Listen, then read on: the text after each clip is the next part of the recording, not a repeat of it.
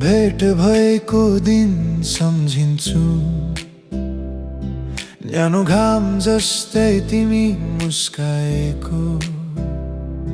म त टाढैबाट हेरिरहन्थे, तिमी भित्र लुकेको त्यो सानै खुसी नझरेको। जीवनका मोडहरूमा कतिजना आए गए होला, तर तिमीलाई हेर्दा लाग्थ्यो तिमीलाई सम्हाल्ने कोही अझ चाहिन्छ होला। बोल्न नपाउँदा मनमा कति कुरा थियो, तर डरले रोक्थ्यो कहीँ तिमी टाढा नै नहली। म छाया भएर माया दिन पाऊँ, तिमी थक्दा अलिकति ओछेल बनिदिऊ।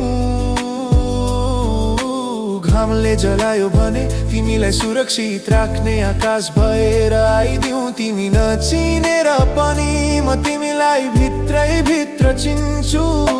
छाया भएरै सही म तिमीलाई हेरिरहन पाऊँ, माया गरिरहन पाऊँ।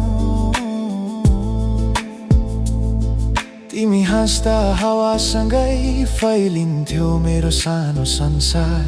तिमी रोएर फर्किँदा सम्झनामा डुब्थे ती तुम्लिएका दिनका धारा पार। म भन्थे यदि तिमीलाई कसैले दुःख दियो भने मकै गरेरै सही।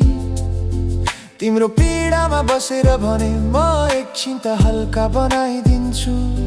तर तिमीले कहिल्यै देखिन्यौ मेरा आँखाभित्र कति हजार कथा।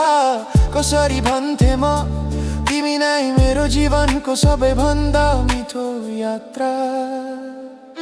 म छाया भएर माया दिन पाऊँ, तिमी अँध्यारो बाटो हिँड्दा बाटो देखाइदिने सानो उज्यालो बन्न पाऊँ।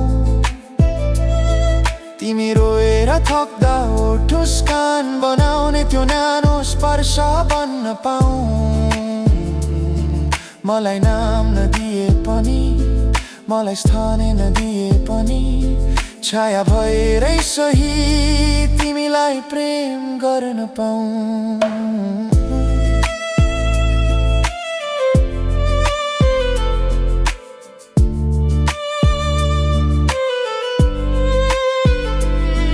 यदि कहिल्यै तिमीले मुटुको ढोका खोलेर एक छोटो नजरले पनि फर्केर हेरिदियौ भने म विश्वास गर्छु छायाले पनि कहिले काहीँ जीवनभरि टिक्ने उज्यालो बनिदिन्छ।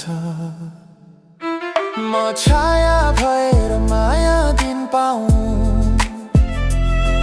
तिम्रो कथा सुन्दै तिम्रो दुःख बोक्दै तिम्रो हरेक घाउमा मलहम जस्तै मिसिन पाऊँ। तिमीले मलाई नचिने पनि, तिमीले मन नदिए पनि, छाया भएर बाँच्न सक्छु तिमी नजिक हुने अवसर पाए भने।